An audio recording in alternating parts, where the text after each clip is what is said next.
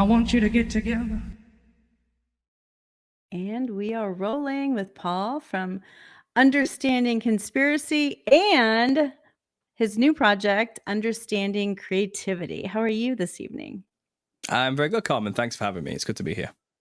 Thank you. I'm excited. I when I very first heard you announce that you would be doing the Understanding Creativity, what a great idea.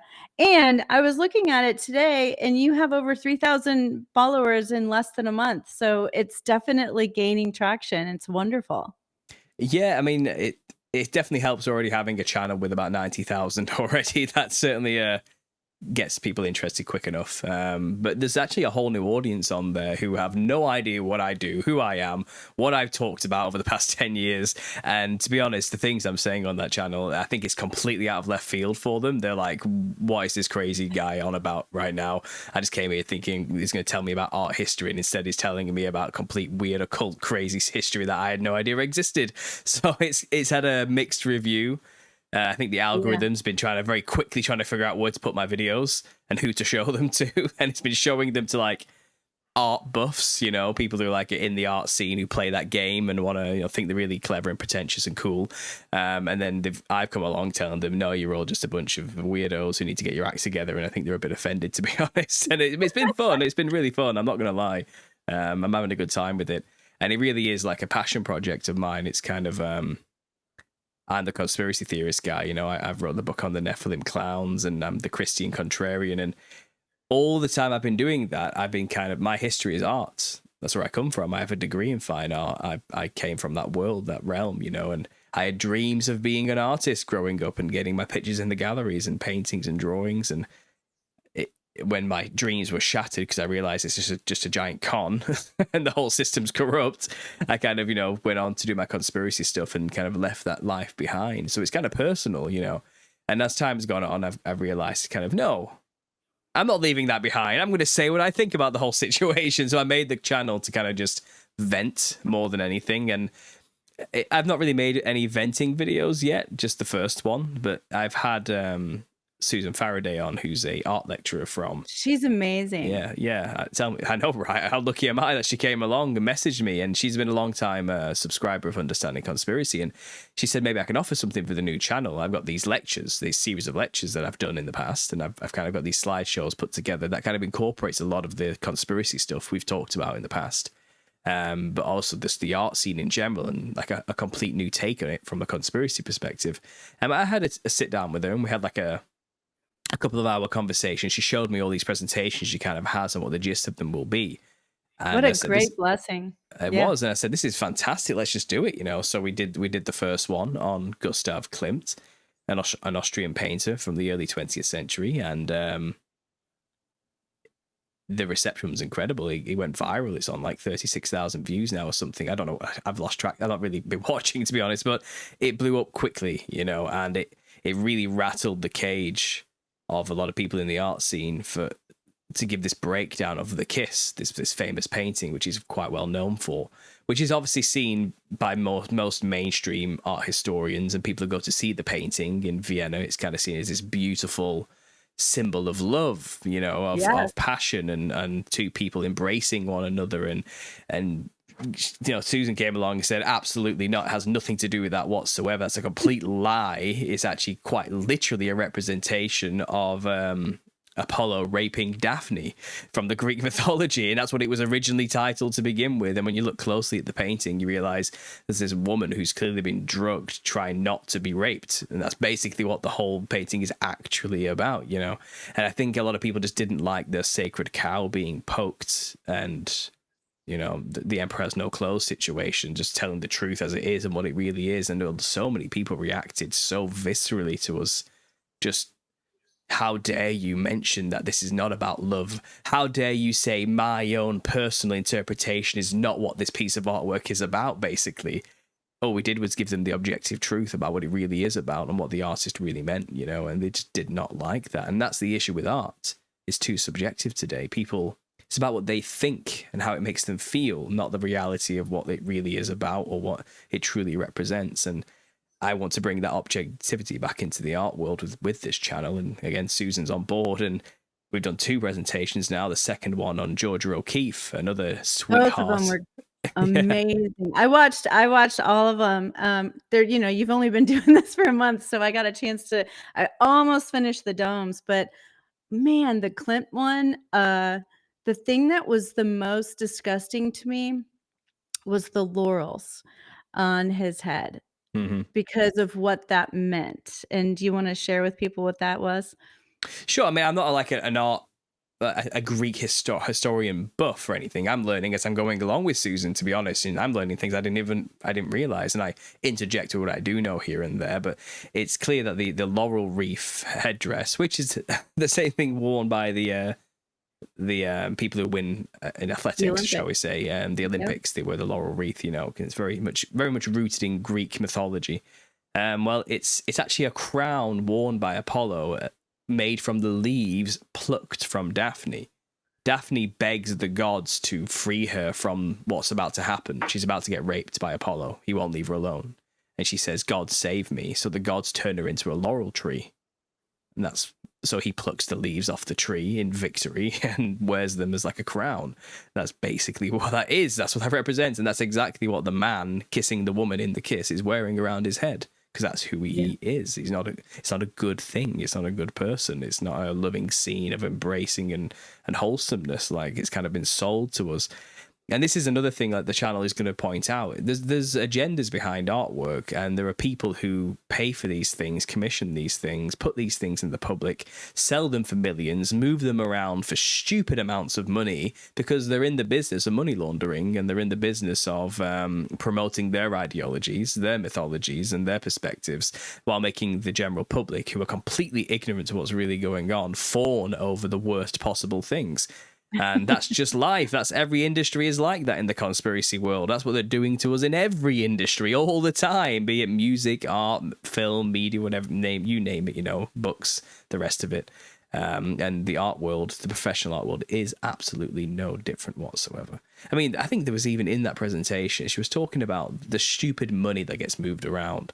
Yep. And it's kind of these big pieces of artwork. Another one, a portrait of Adele Bloch-Bauer, which is like one of his lovers at the time, and very much, I think she was related to the Rothschilds through marriage in many ways. Big, powerful money person. He literally painted it with pyramids and eyes all over her dress. It was ridiculous, like very on the nose, you know.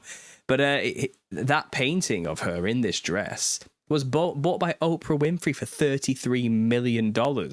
And she never once even saw the thing. It didn't even move from the gallery. It stayed there. So she paid $33 million for a painting that stayed exactly where it was. And then about 3 years later, some Chinese person sold it for like $240 million from her. And it still stayed exactly where it was. That sounds to me like money laundering, excuses to move big amounts of money around without being questioned. Who did Oprah really owe $33 million to, and what for? And that was her excuse. You know, these are the real questions you have to ask, and this is what the game really is all about as well. It's powerful people using occult themed artwork as like a tongue-in-cheek reference to their own belief systems while moving massive amounts of money around and dodging tax and doing all sorts of crazy things. But we, the public, are supposed to just go and fawn over these things and go, how beautiful, how pretty, how avant-garde, how wonderful, how deep, when it's not. It's really none of those things. And that's just like the corruption of like the gallery industry, never mind just the philosophical degradation of beauty standards, which is being pushed through the industries as well, and just the disgusting things that are being passed as artwork today in the postmodern art world, you know. And that's something that's irked me greatly going through the art schools, and that's another thing I plan on completely railing against as time goes on. Not just the artists who are dead. I'm going to pick on the ones that are still alive doing this stuff as well, because no one dares say anything in the art industry. Everyone's kind of scared to be seen as that guy. You know, I don't want to be the one that like brings everybody down, or everyone says, you know, you just don't get it or something like that. It's kind of, there's nothing to get. That's the gaslighting technique they're using here. It's not that deep. They come up with a big, long, pretty paragraph to kind of explain how that trash in the corner of the gallery means something. and how it's a representation of the ego of mankind and the destructive nature we have against nature itself, and how we need to learn to reduce our carbon footprint, blah blah blah blah, whatever it means, you know. But that's just a bunch of bullshit they've just made up to justify a completely talentless piece of garbage artwork, which will be sold for millions for money laundering purposes. So it's got all just a giant con. And don't let anybody tell you you're just too dumb to understand, because it's not true. It's the gaslighting you. The truth is, we know when something objectively is beautiful and can be classed as something like a piece of artwork. We feel it when we see it. We know it when we see it, you know. And we're kind of being lied to on a mass scale lately, in the past maybe 30 to 40 years, since postmodernism kind of really started to creep in. And yeah, we've kind of, I'm saying no more. I think we're sick of it. I think we want standards back. I think there is such thing as beauty. It's not subjective. When something it really speaks to us on a deep, profound level, we know, and that is objectively beautiful. And I think we need to not be scared to say those things anymore. So that's what I'm going to do. And there's other channels who have done this before me, and I think I'm going to go out there and find them and get them on my channel to talk about it. And I think when there's a conversation happening, I feel like that's the best presentation method. Because if you just let me go, I'm gonna say some things I probably shouldn't have said. You know, that's the issue. Yeah. Do you think this one will be your more spicy channel, or the other one, Understanding Conspiracy? Well, Understanding Conspiracy, you have to be so careful with a channel like that. You know the game. You're in this as well. Like, if you say the wrong thing, they can just take it all away instantly, and they're watching us. They're waiting for us to make those mistakes. You know, and. So you kind of have to play a language game when you have a conspiracy channel. You got to cover things up with code, and you got to hint at what you're talking about without actually saying the thing you're talking about. But I think if you have a channel that's just about art, you kind of have free reign to just critique. I feel like you can get away with that because it's classed under triviality, you know. So hopefully, I'm gonna push it. I'm gonna push the boundaries on this channel. I'm gonna say, well, when you think about it, they've had like cinema critics forever. And so, and it is interesting how it is actually accepted to criticize the entertainment or the music industry or whatever. But for some reason, art has kind of been that sacred cow, but probably because what you're saying, the money that they are able to move around in it. And then when she made the point that the museums actually pay for their maintenance, you know, so we're all the ones lining up to go into that museum, pay all that money so that they get to keep their art beautiful. And you know what amazed me the most is I thought, isn't it so interesting that you do your first one and it has Klimt, and then there's Daphne, and Daphne is wearing a pendant, and the pendant is the clown, or, you know, a clown-like figure. I mean, what are the chances of the very first one you do that comes out? Well, what she shows, crazy, but it shows you how prolific it is. Yeah, well, it's not Daphne. Daphne was just one of the women who was being raped by Apollo. It was Athena, which is kind of like a patron. Oh, that's right. It was Athena. My bad. But for Vienna of that time, she was like a patron goddess. She's everywhere in Vienna. She has statues of her all over the place. That's right. And it's kind of like a harking back to like Enlightenment, the Greek classicism, which like Vienna modeled themselves after. And they kind of look like rose-tinted glasses looking back on that historical history. Not a very Christian place kind of in that sense, you know. And that you find Athena was everywhere. And Klimt painted Athena quite a lot for the same reason, because she was just a representative of that region, of that city, of that time. And there was obviously Palace Athena as well, where she had this mini woman in her hand. But yes, Athena is known for having the Gorgon on her chest, which is a huge subject for my own work. Gorgons are basically just the Greek flavor of Nephilim. And the visage, the big, wide, grinning, buck-toothed, bulging-eyed, red, crazy-haired look, you know, is on like the breastplates of armor, the shields, pendants, the kind of like charms used to ward away evil or scare enemies. And Athena started that trend. The story goes that Perseus killed Medusa, one of the three Gorgons, the three sisters, and gave the head to Athena as a gift. And she then wore the head on her chest. And she's a giant goddess, so it was a tiny little thing to her, you know. And that's how it started. And she's always depicted with the head of Medusa on her chest, and it looks like a giant clown. It Quite totally literally did. When looks he like a said clown. that, I was like, "Oh my Yeah. gosh, it does." And it did in the art, and also the Parthenon that there's the replica of in Tennessee that you showed. Mm, I can't recommend it enough. Like, I was actually shocked because the first one I watched was the Georgia O'Keeffe. mhm. And I could not believe how intertwined all of the people are, and how Yeah. NASA and all of the different people that were involved in different things for the military in the US. And it's just mind blowing. There's like no end to it.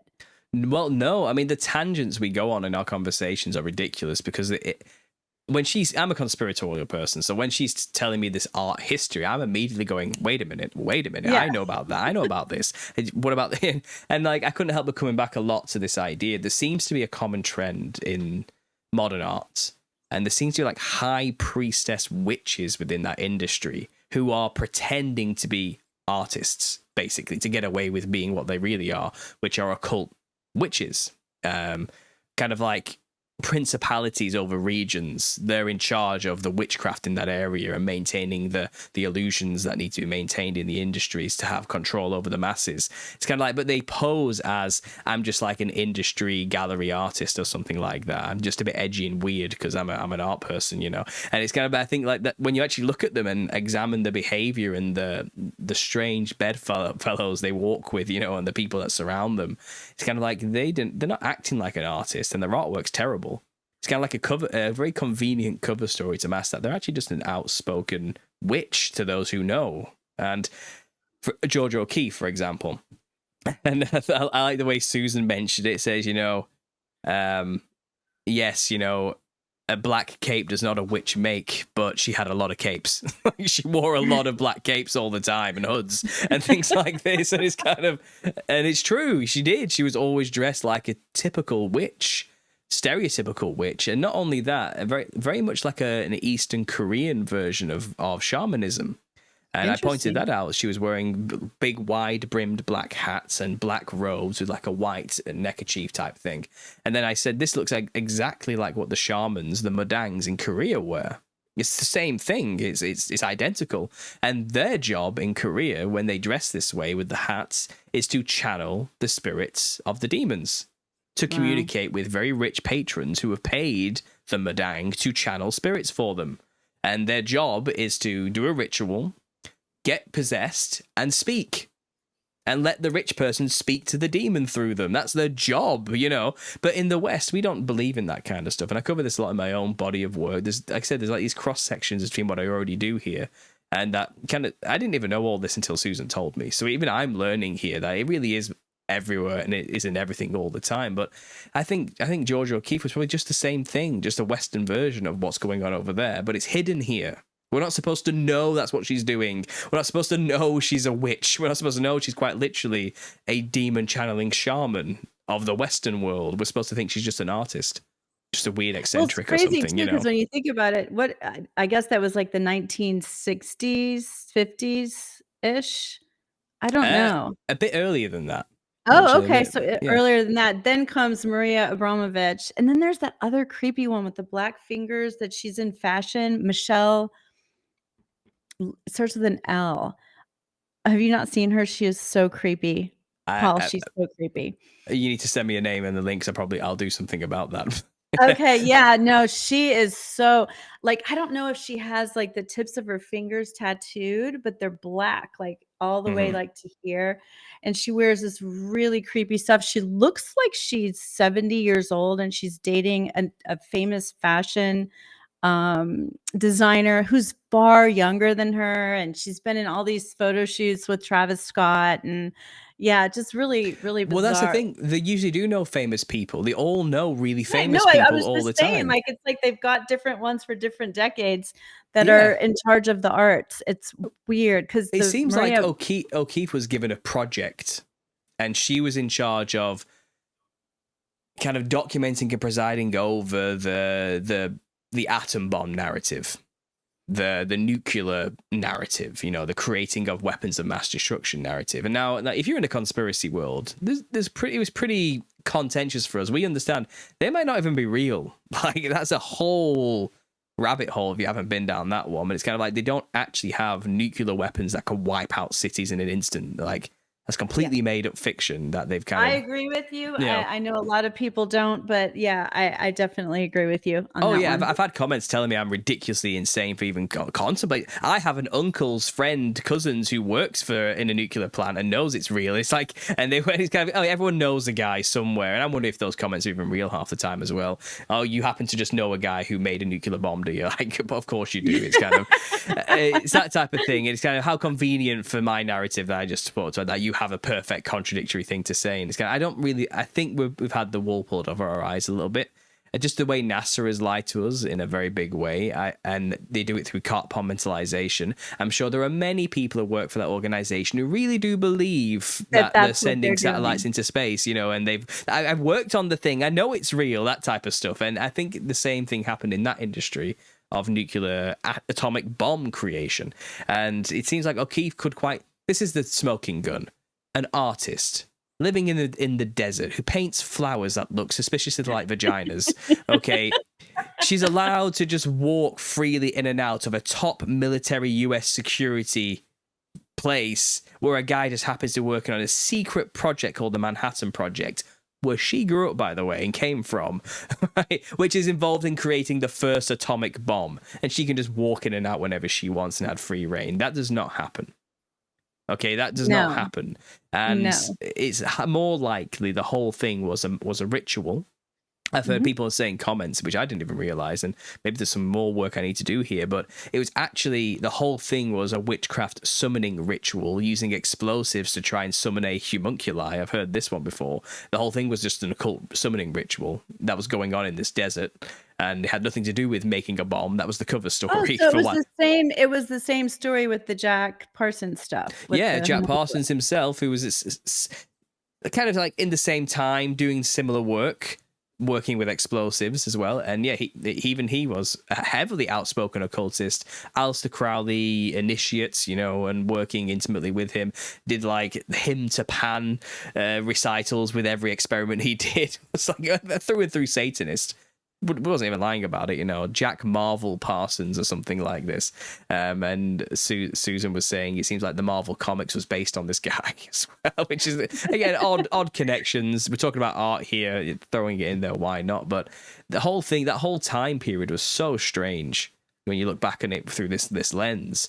And it's kind of, why were rocket scientists and explosive nuclear physicists hanging out with artists in the desert? It's just so strange, unless all of it was just an art piece. All of it was a show. All of it was a scripted lie.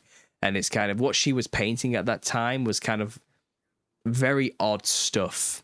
And Susan showed it. It's kind of, why was she making these things? What was it really representing and trying to show?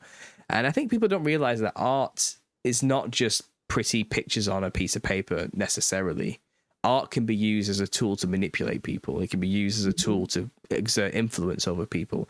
Art is used every day to convince people of false narratives through media, through the news. News is art. News is a performance. And people believe all sorts of false narratives and live by them as though they're real, thanks to that particular form of artwork, which is magic. That's what it is. If you can make people believe something and act and behave a certain way without ever meeting them in person or touching them or speaking to them, but simply through images and noises, artwork, then you're a magician. That's what that's what magic I guess that's really what a lot is, of pastors are then, because that's been my pet peeve with a lot of churches and the way they've been infiltrated and the way they literally are performance art based. Everything that they do is about creating and captivating the imagination, or what do they could to entertain is to captivate the mind. And so when you think about that, then that's where I get frustrated with sometimes.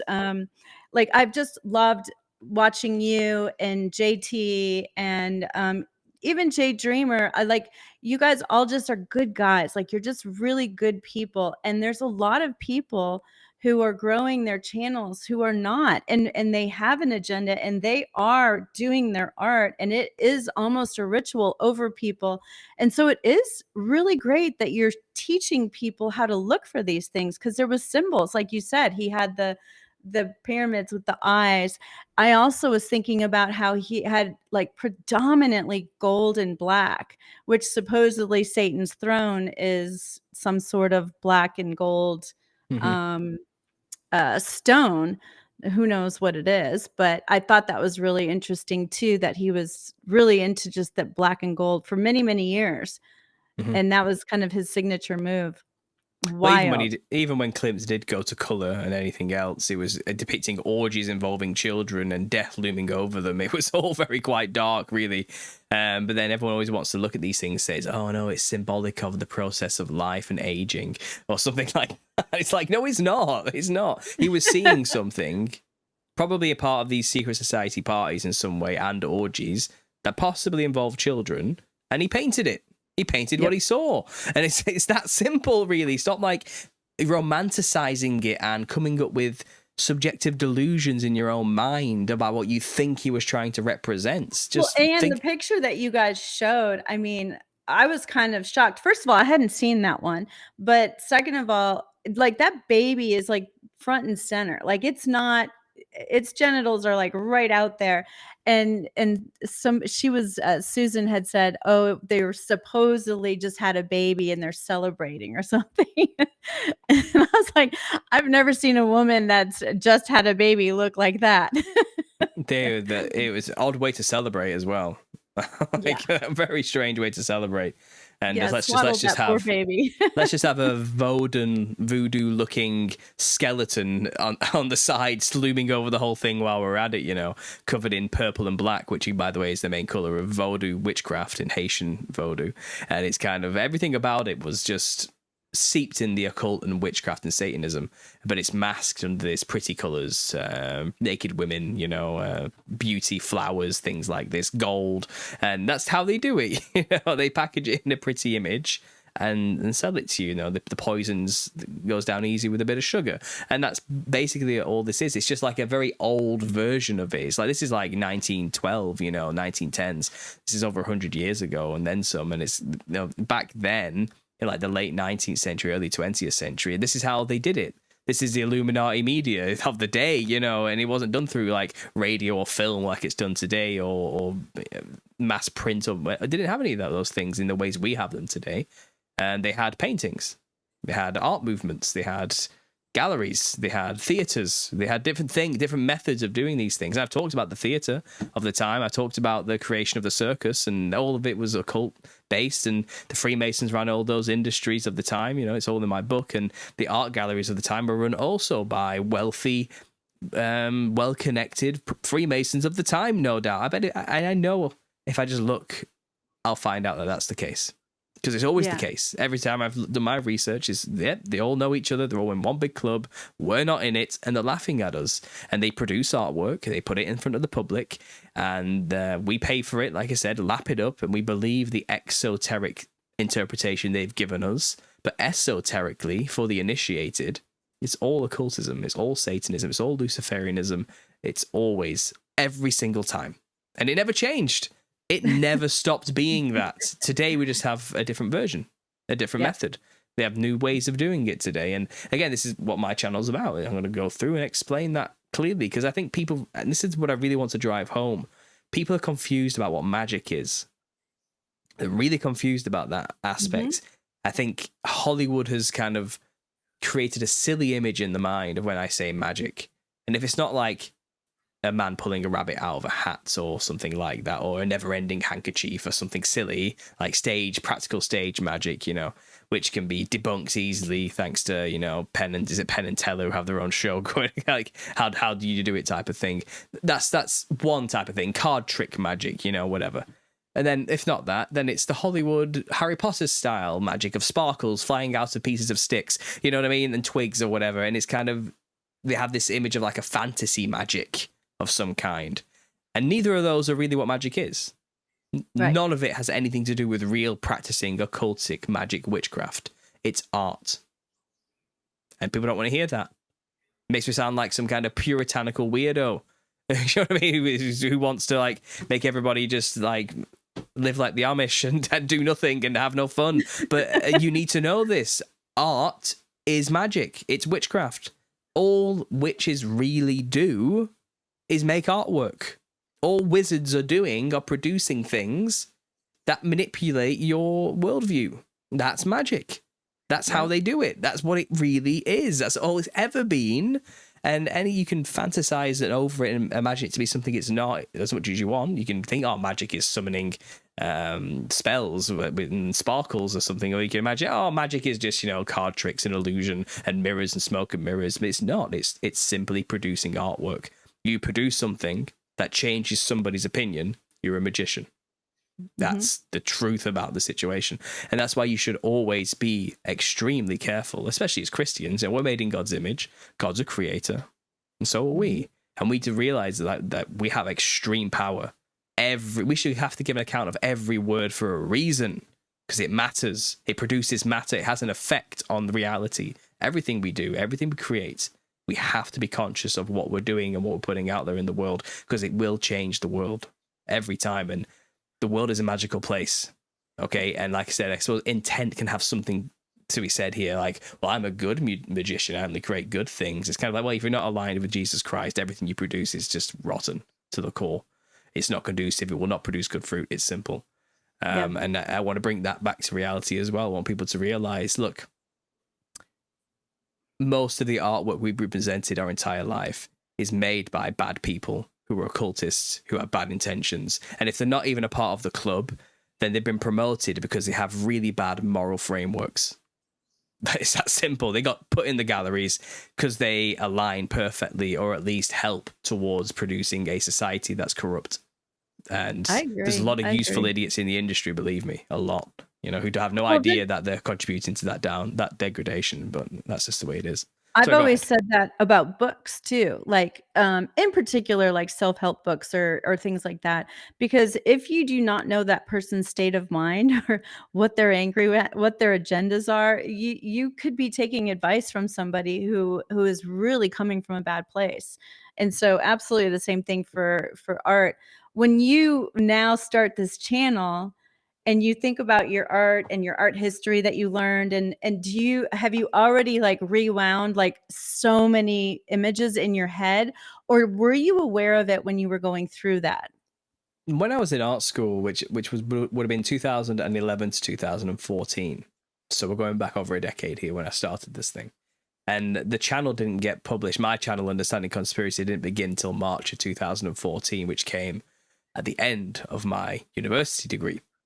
Right. It was actually created because of university, and my subject matter became about conspiracy in the last year. And then the channel was produced as like a final end of year art piece, which I was kind of just left with after university. And I rolled with it because by that point I was in. I wasn't just making artwork anymore about conspiracies and what do these people believe. I was like, I'm one of you. I'm in. I'm going with this. I'm done. Like, I'm all in. Let's just do this, And here I am a decade later, and this is what I do now, because I went in there thinking, or maybe I can psychologically analyze the conspiracy theorists and find out why people believe in conspiracy theories, and we can understand conspiracy, And then it didn't take long. It was like, oh, wait a minute. No, wait a minute. No, these people are right.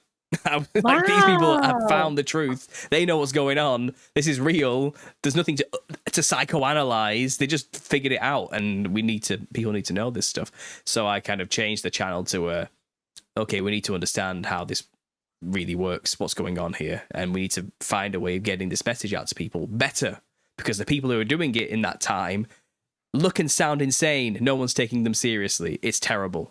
It was a dark age of conspiracy online. No one was producing quality stuff at that point, which could be shown to your friends or family. So I wanted to start creating that kind of stuff. I wanted to be the change I wanted to see in the world, was my attitude. So I created a channel where I've been making content that kind of, you can just show your loved ones quite easily, and they'll hear it told to them in a way that sounds reasonable, and not like a crazy person's telling it to them. So when I was at university learning all this stuff, no, I really wasn't like there yet immediately. I went in naive. I went in thinking, I'm going to get my degree. I'm going to be a famous artist. I'm going to have my work in the galleries. I'm going to be avant-garde. I'm going to push the boundaries. I'm going to make work about stupid, silly things. I knew how to play the game. I knew how to write a word salad paragraph about nothing and make it sound like it meant something. I knew how to do all that very well, and I've always been able to do that kind of stuff. But I was also, I'm not trying to like brag. I'm technically proficient. I can draw. I can paint. I'm realism. I can actually do these things. So when I got into the gallery, I thought I'd be surrounded with equals who have talent and raw skill that I could learn from and bounce ideas off with. But when I got there, I realized it's full of mediocre, terrible, low quality, unskilled people. And I was jaded. I was like, how am I here and you're here at the same time and we're going to get the same degree? Do you get what I mean? I got angry. Like and as the years went on, I was kind of looking at all this happening around me, and I just got disillusioned with the whole industry. I went to these cheese and wine circle jerking gallery openings where it's kind of like they were all just We've all been to one of those. sipping away, munching away, looking at this plaster cast of an anus on the wall, applauding one another, as if it meant something. And it's kind of, oh, you should come to my gallery and we put your work in my thing. And it's just a mediocre, patting the mediocre on the back everywhere you saw, And it's like not what you know or how talented you are. It's just who you know and how much brown nosing you've done. And it's like, I can't play that game. Yeah, But it's kind of like that for everything, and that's why it's really great that you found your niche here where you could kind of carve out your own deal. Did you do the cover for your clown book? Yeah, my wife helped me a lot. Oh, But yeah, awesome. yeah. She helped me create the mouth and everything, and she knew you use software better than me to get these things done because I'm a drawer. I'm not a computer guy. You know what I mean? Right. When it comes to creativity, I make things with my hands, but she's very good on the computer. But yeah, I found the background. I did all the editing on the words and the placement of things, and she helped me with the color scheme. I had some terrible ideas about using different colors for the letters, and she said that just looks terrible, Paul. What are you thinking? And it's kind of, and she was right. I stuck to what you see here, the color theme. So it was a collaborative effort with me and my wife, and she's a creative person too. So I have a question for you too, because I've actually listened to a lady that I've have on the channel a lot. Her name is Amanda Byes, and she did this entire presentation about art and how there is so much worship in it that people don't realize, and how it can open an altar and such. Did you run across people who would be like, oh, I just like did this in a trance, I just it just came out, or do you think that can also be positive? Like, I'd love to hear your whole concept on that, because I think everything is imagination, and I've heard Jesus say it like either way. Like, I've heard him be pro thinking and like pro not thinking, and I do think it's both, right? There's some things that it is both.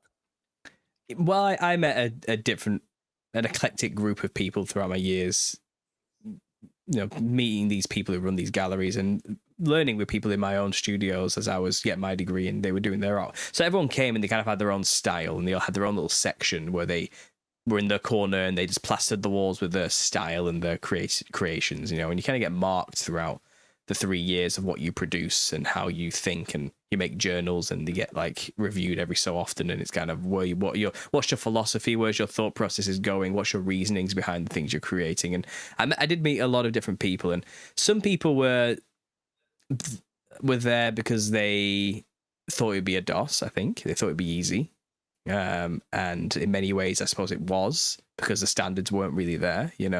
Some people were coming at it from a more of a technical angle, like they can really draw a tree really well, and they did just focused on drawing things really well and focused on the technical skill. Didn't lacked depth, but proficiently skilled. I was somewhere in the middle. I was trying to create beautiful artwork that also had meaning in some way. So I was a little bit pretentious. I probably cringe at some of the things I probably wrote about back in the day. And my obsessions are perhaps more worldly based than God focused at that time as well, hedonistically based. I was very much in the psychedelic community at that time, still in that realm, like trying to find myself spiritually by exploring entheogens and stuff. And I left that life behind. The whole testimony's in there, and before I found Christ. So my work was very much focused on that. But because I was in that realm, I met these people, the other artists, who were occultists. They were making occult artwork. They were channeling things to make their artwork. They were doing automatic creation. They were just letting it flow, you know. But then one of them was quite literally an Aleister Crowleyan kind of disciple, a Kenneth Anger follower, you know, and was very much trying to summon demons and channel demons and let the artwork flow through those people. So I did actually know this guy. He was called James. And he was an older gentleman. He must have been in his early 40s, maybe late 30s, which when you're at university, you're kind of surrounded with young 20-year-olds. So he's a little bit older than the rest of us, you know, but he had clearly completely and totally melted his brain with drugs. Like, he was completely gone. He was slurring his words all the time. But he was heavily focused on practicing sex magic, blood ritual magic, Aleister Crowleyan magic, basically, quite simply that.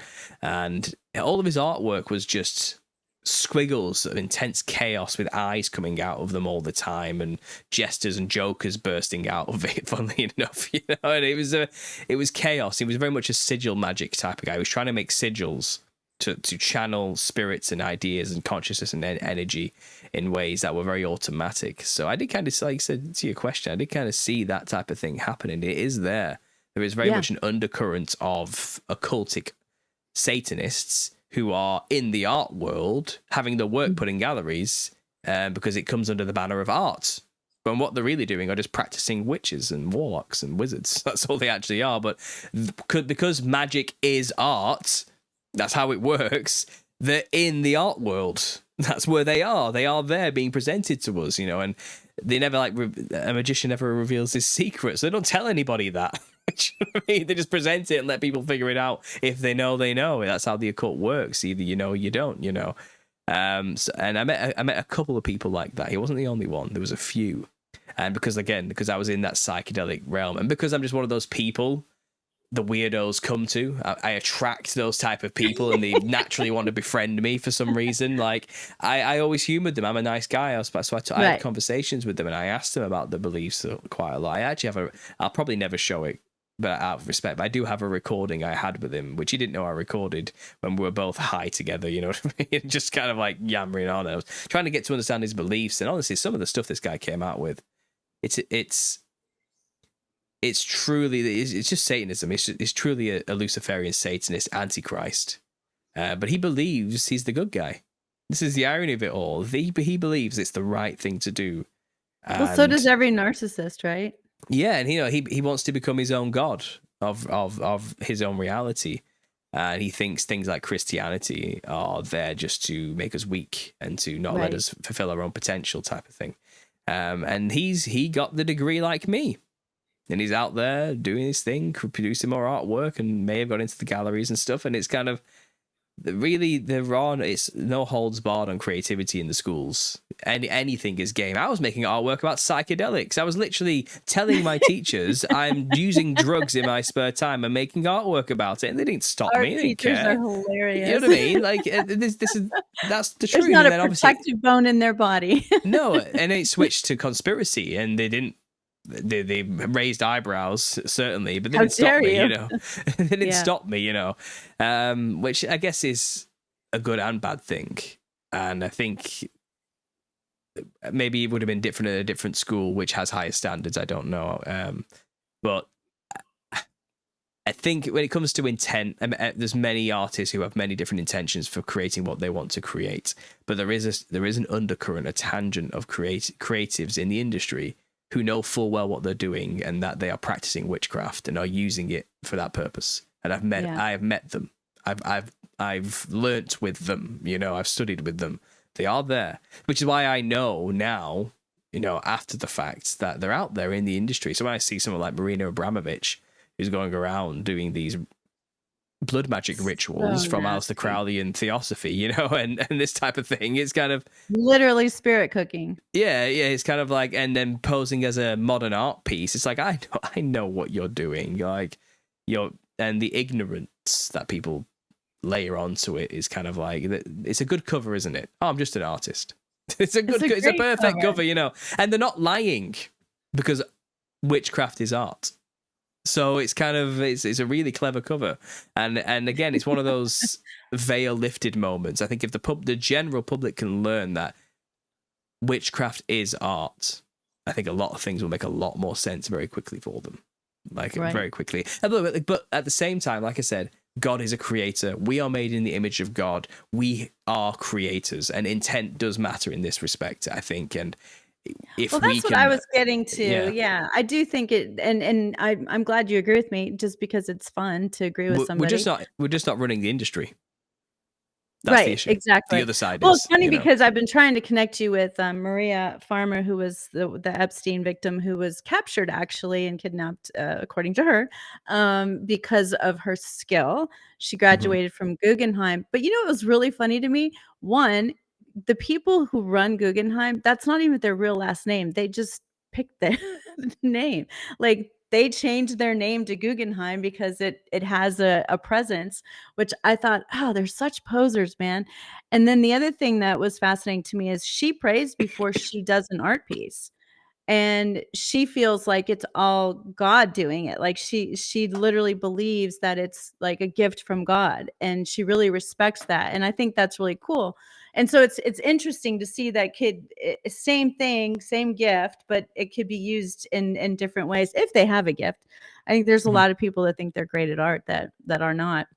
Well, Tell me what you think about art therapy, or if you wanted to say something about that, go for it. Just to kind of finalize this idea that when you are aligned with God in your everything, in your thoughts, your daily activities, your philosophies, your wants, your desires are all Holy Spirit inspired, shall we say, then the things you naturally produce are good fruits.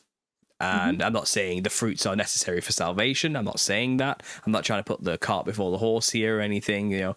Being saved is pretty simple. It's just believe that Jesus Christ is who he said he was, and that he rose from the dead, and you'll be saved, and trust in him and his works alone, and you're covered, But that, where was I going here? I've lost my train of thought. That's it. Inspiration. So if you're inspired and under that belief system, you tend to produce beautiful things. And I think a testament to that is the cathedrals, the architecture that was built during the Dark Ages, where everything was predominantly Christian based. The most beautiful things were made during that time because people were inspired and aligned predominantly with the Holy Spirit. And I think when that happens, beauty becomes abundant. And I think many of these beautiful cities, especially in Europe, which are just nothing but Gothic architecture, are a testament to that beauty that can be created if you are wholly aligned with Christ, and those that way of being, the way itself, to be conducive to a relationship with the Father. So yeah, I do believe that. I think it's possible. So that's just to round that off. Obviously, talking about the whole millennial reign thing on my other channel, it kind of links in a way. I've seen where truly inspired men of God can take the world if they have the reins and they're in control of what artwork's being produced. It can get really beautiful very quickly. And this art world we have today is an attack on that, I think. All of it is. Agree. And it's actually a great book, which was recommended to me by someone. And this here was written, I think it was written in the 70s. And he's a Christian, this guy, H.R. Ruckmaker. And this is honestly just, I've only read a few of it, but he's going through art history from the classics to the modern. And he's basically explaining how it's all fueled in just the destruction of modern Western Christianity and values from the very beginning. And I'm looking forward to getting through the whole thing and then maybe doing a review on the channel and just going through, maybe summarizing his view on this. But anyone who's a Christian who's paying attention to the art industry can see that this is basically an attack on God itself, on God and creativity and divine inspiration within creativity. And it sounds extreme. I know it sounds extreme because most people in the art industry are not Christian. And like I said, the bad guys are running the show. So let's take it back. There you go. So I like that idea. Yeah. Stop feeding them. We're the ones that feed them. If we didn't feed them, they would dissolve. Sure. Zephaniah 2:11 is the one that I'm talking about, where God wants to do that. But also movies like do that predictive programming. It's almost as if before there were movies, there was art that maybe did that sort of, like that book is saying, the culture shift. It was a way to influence people just like anything else. And so the Yeah. other thing I was going to ask you, because I was thinking about Maria and then my friend Cheryl Beck, who came out of SRA, and the thing that helped her the most was drawing. She would draw the situations she was in, and I did a horrific show with her. If anyone wants to see it, where she literally shows her art from when she was first healing and what was happening in each situation. But it was a complete gift to her, opening it up in a way that was like gentle for her to be able to be comfortable with it. I was wondering if you have any thoughts on art therapy. Well, I've never experienced anything like art therapy specifically myself, Mhm. but as somebody who has always drawn my entire life since being a child, it certainly feels good to be locked into the zone, shall you call it, this place where time doesn't exist and you're just creating something. I've been there many times, and it's like meditation. It truly is. When you're actually like drawing something, and 5 hours will pass and it'll feel like 30 minutes, if that. Because you're so fixated on creating this thing and focusing on it. And there's something special about making something, Yeah. and it doesn't have to be perfect. It's already special because you made it. Do you get what I mean? Like, and Oh, 100%. From Christmas to June, I did 6-month fast of alcohol. And it gave me a lot of time because I didn't want to go out or do different things that would be in that environment. And so I was at home. And so I have a little craft room in my house. And I went in there and literally built a character that I had done a children's book of, that I still haven't put out. It's just like my little baby that came to me in March of 2008. And then like I like birthed this thing over the 6 months. And I'm just in love with her. I haven't she's like my secret project. But it's really interesting to me how taking that one element, that alcohol, and I'm not even a huge drinker, but just that one thing turned me into somebody that, okay, what am I going to do with this time? And it was, I wanted to create, which I think is really cool. That's why I really love that you have a second channel that is your hobby channel. I think it's so incredible. I think well, it's going to be yeah. huge. I hope so. Who knows? I don't I care if it is do. or I isn't do. I huge. think it's going to be huge. I think that a lot of people are going to get educated through it as well, because I'm telling you, it was like shocking to go, oh, I know this. Why did I not know any of this? Like, I didn't know any of the stuff. Although I did agree with you guys that, Georgia O'Keeffe supposedly denies that her flowers look like a vajayjay. But it quite clearly seems to be like the whole point of her art. That's for sure. Yeah. Well, I think in terms of back to therapy, I mean, Georgia O'Keeffe was just gaslighting us all when she said those type of things. She knew full well what she was doing, and yeah, whatever. But back to like therapy ideas, like I think making something or creating a piece of artwork can communicate an idea or a complex thought or idea in your brain a lot better than words can. So a lot of therapy thinks like you sit on a bench and you tell somebody your feelings or how you're thinking and you try and talk it out, don't you? But sometimes talking just doesn't work. There's a limitation to human language, words, mouth noises. There's a limitation to that, to a 26-character alphabet. You can only convey so much, especially with the English language as well. It's actually very limited and not very poetic, and it's not very easy to express ourselves with such a language as well. And I think art transcends that barrier. And I think you could, if you have trauma and you need to process it, trying to represent a visual image of that trauma and get it out into the world onto paper is a good way of letting it go. And it could It's just like look like proof. it could look like chaos on a canvas. It could look like an absolute mess once you're finished. But if you get it out there and you can visualize it, visualizing it is the first step to processing, I think. And I think there's something to say for creating something to process trauma. Absolutely. I can believe that. I made many things throughout my life when I was at a low point. you know, and things I'm not proud of as well, things that I wouldn't show to the public because it's horrible, but I needed to get it out. No, Right. well, no, I No, mean I it though. think Like, that's great. Like it helps with the I don't know, to me it's kind of like there's women that I know who have been emotionally abused and also physically abused. And they said it was better to be physically abused because you had proof that somebody else could look at it and they could completely understand what happened to you. Whereas if somebody had, you know, if they were trying to describe what it felt like emotionally or how they were groomed or whatever, they couldn't people they just never felt seen.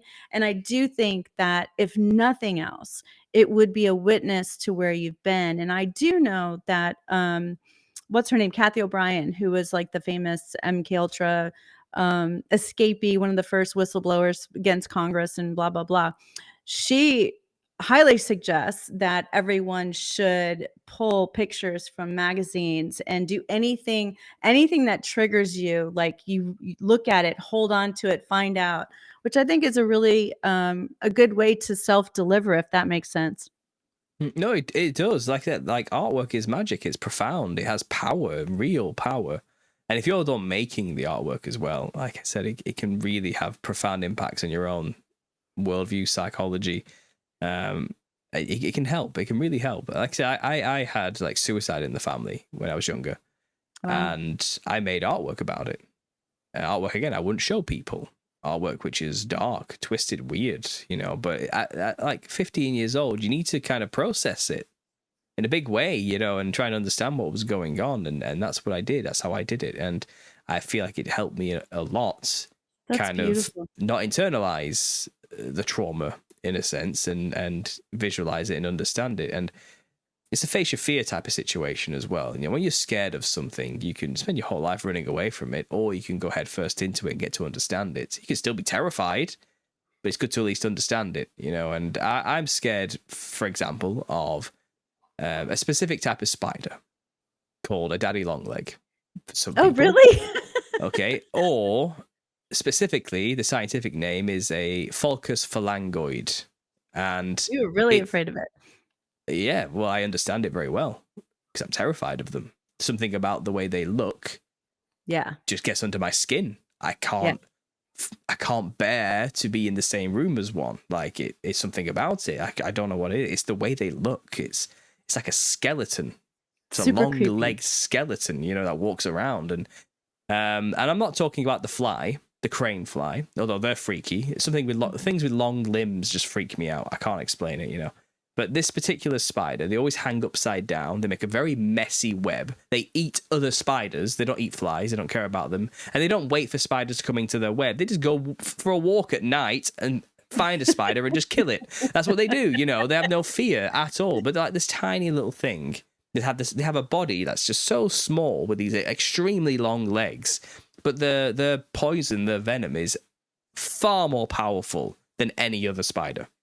They're just so small they can't kill a human because their teeth can't get through our skin. But to a spider, it can. You can kill them quite easily, and it's for the size of its body. Its venom's ridiculously potent, you know. And I know everything about this thing. I know everything about it. I got to understand it intimately, and I have it tattooed on my stomach. Oh, wow. I made an art piece about it, and I have a. I'm not going to show anybody. This is just for me, you know. My wife will tell you, she can confirm, you know, but I have this spider tattooed on my stomach, and it's a piece of artwork I made of it. It's just a black and white lined drawing, simplified version of its silhouette. But it's there as a reminder, like, I'm scared of this thing, but I've No, integrated it. know your enemy. Yeah, but I respect it Right. greatly that I got to know it and that I have it on me as a reminder of this thing, you know, and it's kind of, although I could never touch one. I can get close to them now. Yeah. I can examine them. I can appreciate them for the extremely terrifying form that shouldn't exist and is an abomination to all creation as far as I'm concerned. And I'm going to have words with God when I meet him and ask him what the hell he was thinking when he made this thing. But the artwork, the process of creating this artwork about it and having it on me did help in a big way. I know there's a lot to be said about tattoos. As a Christian, I understand I got this before I was saved, you know, and that was my process at the time to understand it and to deal with it. That was my therapy, you know, and art was involved. And I love I that. think in many ways, you know, I'm all for it. I think art therapy could be a great thing. I mean, there's quite a famous one of art therapy being used in mental asylums. I don't know if you've ever seen any of the outsider art, it's called. That's the specific name for it. And it's people who aren't in society. They've been locked away from society for obvious reasons, like they are lunatics, like dangerous to themselves and other people often, or just completely schizophrenic, delusional, detached from reality people. You know, they're not here with us. They might be next to you, but they're not with you. Those type of people. Well, they often use art therapy to kind of calm them down and help them. And some of the stuff they create is absolutely insane. I think his name is Lewis. I want to say maybe perhaps Lewis Carroll. I could be wrong with the name there, but I did do a few videos on him, and he liked to draw cats. And he was a famous illustrator of cats. Oh, I know who you're talking about. I saw a movie about that. Yeah, and he actually was quite a famous artist, just drawing cats like humans, doing human things, you know. But he lost his mind as time went on, and he ended up creating the most psychedelic, demon-looking cat monsters you've ever seen, and they're incredible. They're actually incredible to behold, and they're a testimony to like his breakdown. But clearly, doing that helped ground him in some way. It did something for him, you know, and it was an expression of how he saw the world, which he's managed to communicate to the rest of us. And in many ways, has probably helped us understand schizophrenia in a big way as well. In many ways, it's kind of there's meaning and I for think it does show you how like demons are always running around in the background, whether we want to or not. It's why I do believe it's really important to read and pray. And then you think about like even the word medium, like what medium are you going to, what medium do you work through?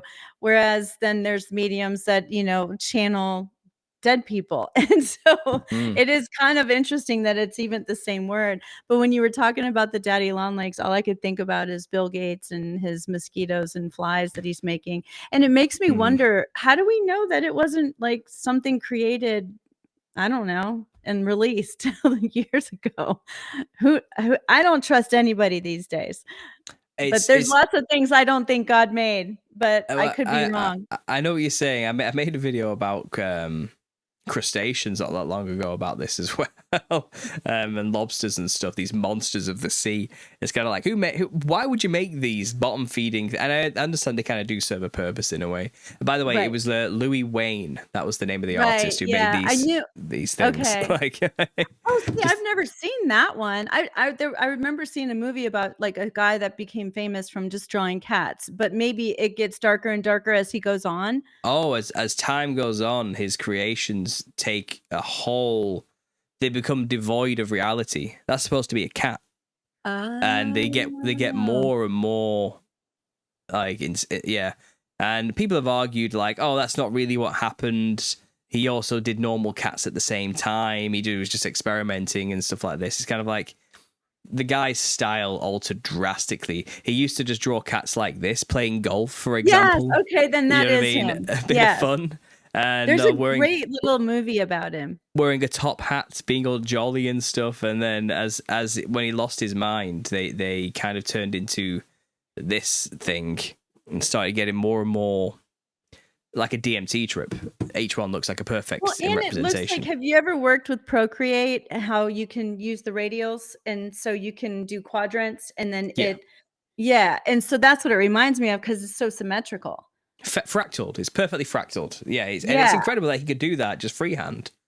But he must have been seeing some stuff. Wow. He must have been seeing some stuff to be able to do it. Is what I'm saying. Like he saw things and he drew what he saw. And that's all you can think. Yeah. And for the time, before Photoshop or any of these things we can use to help us and aid us in many ways, like this guy was, he was creating some incredible things.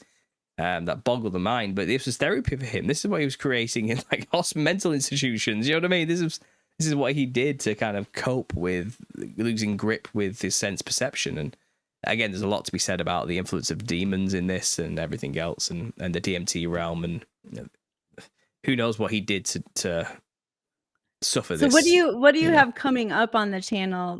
Can you give a teaser at all, or are you keeping it all a secret? Well, I have. There's a whole other section on there, and I've released a couple now, which are visiting artists, and it's I'm just getting people who are artists out there to come on and share their work. I want it to be positive as well. Idea. And just people who are actually making things and working in the industry come and tell their stories, how the industry actually is, you know. So we've had, like I said, Christopher The Gardner, who comic runs. guy. Wait, that's Tim Oh, Latty as well. Yeah. and the dome guy. Yes, Yeah, yes, yeah, and yes. then the Dome guy. Yeah, so the Dome guy is Christopher Gardner. He runs a podcast called Biocarisma, and it's named after biochar, which is a type of carbon surface layer of sediments, which you can make yourself by heating wood to a certain temperature and this type of thing. Yeah. And that is pure carbon, basically, which can be used to strengthen structures and cement and all sorts of things. And he works with it heavily in his own constructions. And he makes domes for a living. That's what his job is. He designs them from scratch himself. He incorporates geometry into the arches. He specifically goes off this Japanese style of dome building, which creates star effects out of bent metal. And cool. he uses like this method of compacting sandbags or some kind of cement sand to create the base, and he creates these beautiful pieces of artwork basically that people live in and once they're finished, which are domes, which are earthquake proof, you know, tornado proof. They're basically one with nature, completely impervious to like destruction of nature.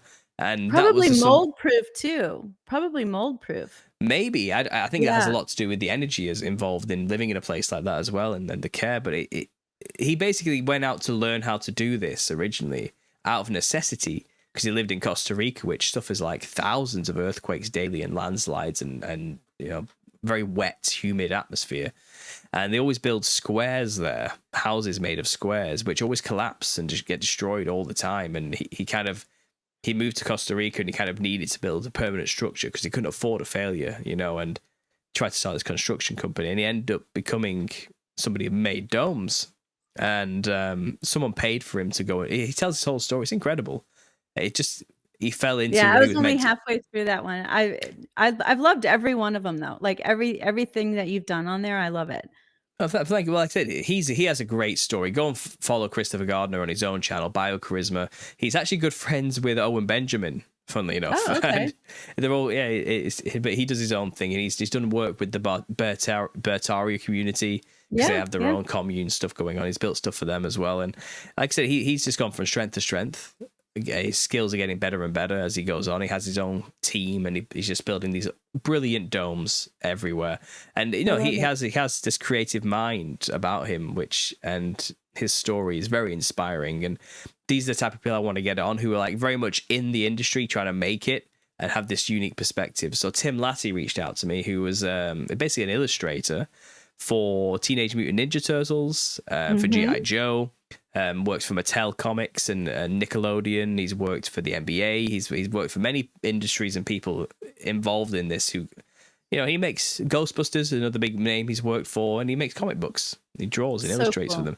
And this is like daily bread and butter. You know what I mean? He's drawing all the time. He's always creating, and he has his style. And just a guy who's on the inside who watches my channel. And he's a conspiracy theorist like the rest of us, you know.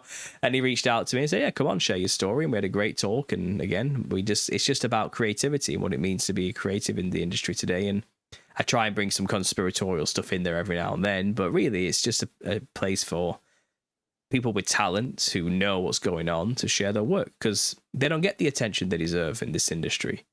They're not going to get their work in the galleries. They're not going to get the spotlight put on them very often in this day and age, because they're not in it for that. You know, they're just talented people who need to feed themselves, basically. And I want to give those people that platform. So the next one coming up is actually a regular on my channel. She's called Elizabeth. She has a channel called Rejoice Artworks. She's very much a similar background to me. She had a psychedelic background, and she's obviously been working in the world for design industries and things like this, and she wants to basically be an artist, but she's technically proficient, fantastic drawer. I've had her work in the background of my video. I can't find it right now, but she makes these beautiful paintings involving birds and Gothic architecture, rose windows and things like this. And I talked to her recently, and I just need to edit the content and make a show out of it. So visiting artist is going to be the next video. It's going to be her artwork showcased. And it's just to get people to go and buy her work. Go to her website, buy her work, you know. What a great idea. That is so awesome. So kind of you too. But this is why I love you guys. You guys are good guys. And so tell me, there was one other thing I was good. What were you talking about just before that? I was so fascinated by that story. I lost what I was going to ask you, and it was something that I want. And usually I write it down so I don't forget. But I was like, I won't forget that, but I did. Was it about Biocarisma, or was it about the No, Louis? it had something to do with Maria Farmer and Guggenheim, but I don't know where it went. It's gone. It's okay. And so is there anything else that you would like to make sure people know about the channel? Because I don't want to take up too much of your time. I know you probably have something to do tonight. I've got my own Truth or Therapy session podcast to do. Yeah, I've There actually you had a go. week off. I've been off since last Sunday. It's my birthday on the 4th. So I turned 33. Happy birthday. Yeah, I turned 33, so I just took the week off. And you're the first thing I've done since getting back, to be honest. So after this, I'm going to go do my own live show. But I mean, I pretty much explained everything. You know, I'm an Understanding Conspiracy. That's my channel. That's where you'll find everything I do predominantly. And when I have the time, I'll chuck a video out on Understanding Creativity about something to do with the art world. And there's already some great content on there. There's going to be regular stuff coming with Susan. She still has at least 3 presentations in her yet to come, which are just fantastic. They're just incredible. She's the art teacher I always wish I had when I was at university. She's just telling me everything that how we should have been taught, you know. And I'm happy to give her my platform to speak. To be honest, that's all that is.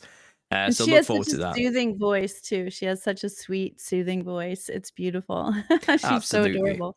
And I think go ahead. So I think there's been a bit of a culture shock for Susan because obviously she's putting herself out there, and to the internet is a bit of a wild west. It's not always friendly, yeah, you know. But I think show her some support if you do go and listen. Show her some love. Most people are like 98% of the people who comment highly respect her. Love what she's doing, and she's doing a great job. But there's still that 2% out there who do not understand at all where we're coming from, and they're quite vitriolic, very hateful people. Do not want to hear it, you know. And I think she's getting a thicker skin now. I think after the first 2 episodes, and like it kind of breaks you in. Like once you do a few of them, and you get so much hate. I mean, for the dumbest things too. I got the most recent one was somebody didn't like that there was a flamingo on my hat. You know, it's like, how dare you? And then they were saying Jay Dreamer had an octopus and you had a flamingo and you guys are up to something. And I'm like, first of all, his is a jellyfish, not an octopus, but okay, like whatever. But that is how crazy it gets. So just tell her that it's part of the initiation. Welcome to YouTube. That's right. The other thing that I was going to say too is that before I was going to have you on, I looked up some crazy trivia for art, and I was going to see if you could guess who's who. And there's just a couple of them. If you have time, if you don't, we can go. We can try it, but I'm probably going to let you down on this one. But go ahead. Let's try it. Let's try it. No, I just want to see if you can guess because they're so weird. I think they're so random that like for you to know would be very strange. But you never know. Maybe you would. So somebody was famous for their art, but more notorious for their hygiene. He reportedly never bathed and rarely changed clothes, so much so that his garments had to be peeled off his body when he died. I feel like I've heard this before, but I'm blanking on this one. No, okay. Go on. So that one's Michelangelo. Okay. Sounds about right. Which kind of makes sense when you think about it, because it was like back in the day, you know, a lot of people didn't shower much. Pablo Picasso. Oh shoot, I just blew that one. So that one we can't do. Okay, so this one was a vegetarian and animal lover, known to buy caged birds and set them free. Despite his fame, he completed over 30 paintings in his lifetime, and many were unfinished. And you wouldn't think he would not finish something because everything he does is so perfect. He was an animal lover. You say he was a vegetarian? Uh-huh. I don't. Ding, ding, ding, ding. He only did 30 paintings, but everything he did was perfect, but he never finished. He completed fewer than 30 paintings in his lifetime. Right. Is he actually known for his art, this guy, or is he? Yes. Okay. Yes. No, I can't. You're losing me. Go on. Okay, that's all right. This is fun. I never expected you to get him. I just wanted to see if you could, because I think it would be amazing if you did. Leonardo da Vinci. Okay. And then let's do one more. No, that one would give it away. Give me an easy one. Come on. Oh, okay. I'll give you an easy one. I think it'll be obvious. He claimed the idea for one of his signature objects came from watching camembert cheese melt in the sun. He also had the bizarre habit to capture dream images.